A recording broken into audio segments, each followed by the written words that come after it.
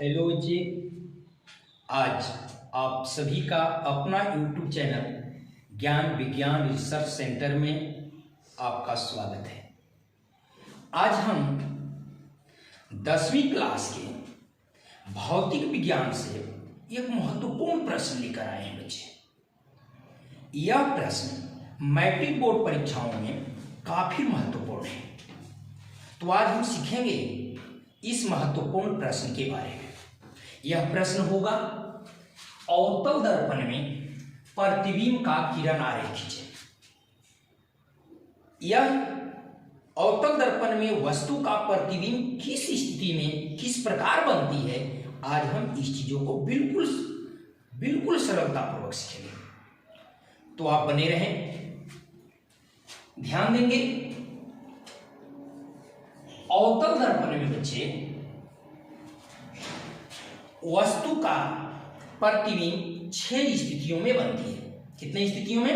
6 स्थितियों में। हाँ बिल्कुल, 6 स्थितियों में प्रतिबिंब किस प्रकार बनता है हम बारी बारी से जानेंगे।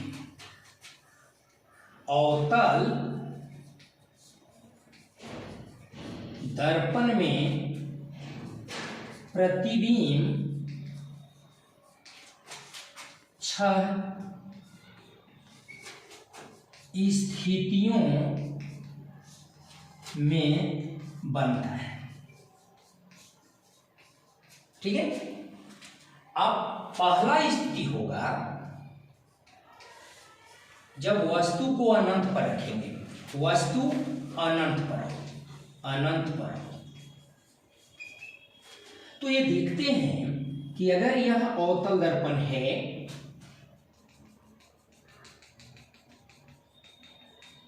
और यहां ये ध्रुव, ये वक्रता केंद्र, तो इससे जब प्रकाश की किरणें सीधे जाती है, अनंत पर कोई भी वस्तु रखा जाए तो उससे चलने वाली किरणें प्रधान अक्ष के समानांतर होती है और ये टकराने के बाद फोकस से, ये टकराने के बाद फोकस से, अतः फोकस पर ये मिलती है। तो इस स्थिति में हम कह सकते हैं कि वस्तु का जो प्रतिबिंब है वह फोकस पर बनेगा। प्रतिबिंब एक पर कैसा? वास्तविक और देख रहे हैं उल्टा और वस्तु से छोटा, वस्तु से बहुत छोटा बनता है। ठीक है बच्चे। अब हम दूसरे कंडीशन में देखते हैं, अगर ये वस्तु को इधर घसकाते हैं तो अनंत और वक्रता केंद्र के बीच हो जाएगा। वस्तु अनंत और सी के बीच हो। सी मतलब वक्रता केंद्र। तो देखिए, अगर हम यहां पर वस्तु को ये अवतल दर्पण में, यह प्रधान अक्ष हो गया, ये ध्रुव और ये वक्रता केंद्र, अगर हम इस वस्तु को यहां रखते हैं तो यहां से सीधे प्रकाश की किरणें जाएगी और टकरा करके फोकस से लौटेगा। कहां से लौटेगा बच्चे? फोकस से। बिल्कुल सही। और दूसरी किरण जो है यह एक वक्रता केंद्र से जाएगी और यहां पर एक प्रतिबिंब बनाएगा। अगर ये वस्तु ए बी है तो इसका प्रतिबिंब ए डैश बी डैश बनेगा। बिल्कुल राइट। आप आकृति में देख सकते हैं, किरण आरेख आपको बता रहा है कि इस स्थिति में प्रतिबिंब जो है वह वास्तविक बनेगा, सी और एफ के बीच में बनेगा, उल्टा बनेगा और वस्तु से छोटा बनेगा। प्रतिबिंब सी और एफ के बीच वास्तविक, उल्टा और वस्तु से छोटा बनता है। बिल्कुल राइट। अब इसी प्रकार बच्चे हम तीसरे स्थिति में देखेंगे। अब तीसरा स्थिति में देखते हैं, गौर करेंगे। अब और इसको अगर घसका देंगे तो सी पर चला जाएगा, वस्तु सी पर हो। तो देखिए जब वस्तु सी पर होगी तो इसका प्रतिबिंब कैसे बनेगा, फिर एक अवतल दर्पण बनाइए, ठीक है बच्चे। यह इसकी प्रधान अक्ष हो जाएगा।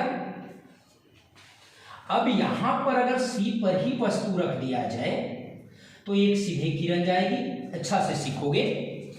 अब ये फोकस से लौटेगा और यह ये सीधे नीचे जाएगा, क्योंकि ये किरणें टकराने के बाद फोकस से लौटती हैं और दूसरा किरण सीधे सी से। तो इस स्थिति में दोनों प्रतिबिंब सेम टू सेम होंगे। प्रतिबिंब क्या हो जाएगा, प्रतिबिंब सी पर वास्तविक वास्तविक उल्टा और वस्तु के बराबर, वस्तु के बराबर।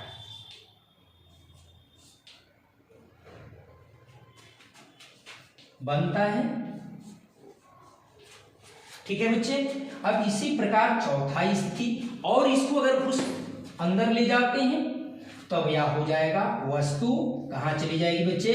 अब देखिए सी और एफ के बीच में, वस्तु सी और एफ के बीच हो तो इसका प्रतिबिंब किस प्रकार बनेगा, एक अवतल दर्पण बनाएंगे और यह पी और यह सी एक प्रधान अक्ष, यह यहां फोकस हो जाएगा। यहां पर हमें वस्तु रखना है, ठीक है बच्चे। तो यहां से अगर किरण जाती है तो यह फोकस से लौटेगा और यहां सी से किरण जाएगी और ये जो प्रतिबिंब बनेगा, यह देखिए ये बड़ा प्रतिबिंब बनेगा। कैसा प्रतिबिंब बनेगा, बड़ा प्रतिबिंब बनेगा। अगर यह ए बी है तो यह प्रतिबिंब ए डैश बी डैश होगा। इसमें भी आपने देखा था ए डैश बी डैश प्रतिबिंब बना।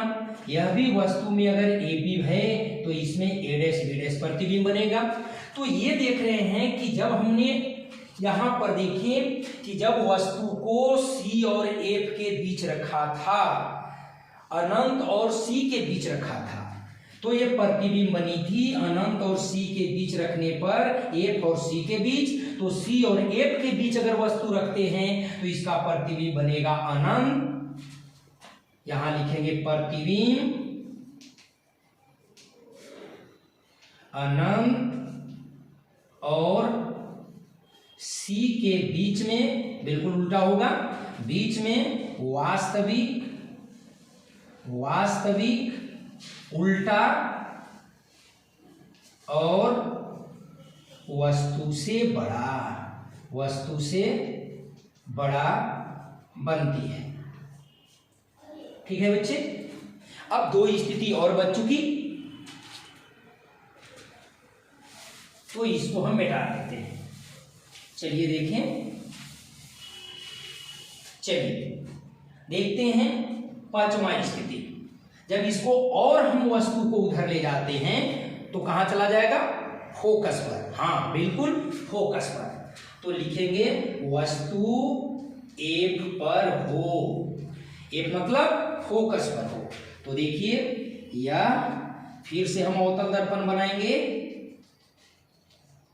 और एक प्रधान अक्ष और एक फोकस, इसी पर जब वस्तु को रख देंगे तो ये किरण सीधे जाएगी और ये कहां से लौटता है बच्चे, एफ से। हाँ बिल्कुल आपने समझा, ठीक, एफ से। और दूसरा सी से। तो ये किरणें जो होगी यह सीधे चला जाएगा। ये अगर आगे की ओर बढ़ाते हैं तो ये भी किरण आगे की ओर चला जाएगा। मतलब ऐसा है कि ये आगे की ओर बढ़ते चला जा रहा है, इसका मतलब प्रतिबिंब अनंत पर बनेगा। क्या बनेगा बच्चे, प्रतिबिंब अनंत पर। का वास्तविक उल्टा और वस्तु से बहुत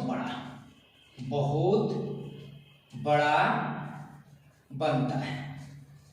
ठीक है बच्चे। अब एक स्थिति और,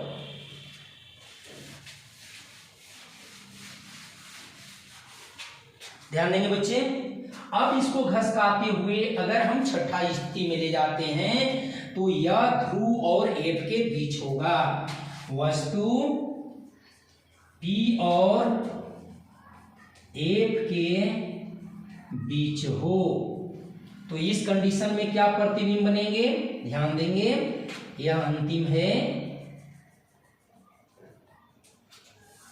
यह आपका प्रधान अक्ष, ये आपका एफ और इसी के बीच में वस्तु को रख देते हैं तो एक सीधे जाएगा बच्चे और यह एफ से लौट जाएगा और एक सी से जाएगा। तो देख रहे हैं इधर तो बहुत फैलती जा रहा है ना, बहुत बढ़ती जा रहा है। तो इस स्थिति में जब हम इसको पीछे की ओर अगर बढ़ाएंगे तो ये कहीं ना कहीं जाकर इसको काटेगा। तो ये प्रतिबिंब जो है वह पीछे काल्पनिक रूप से सीधा बनेगा। प्रतिबिंब कहां बनेगा, दर्पण के पीछे। और जो पीछे बनता है प्रतिबिंब वो आभासी होता है, पीछे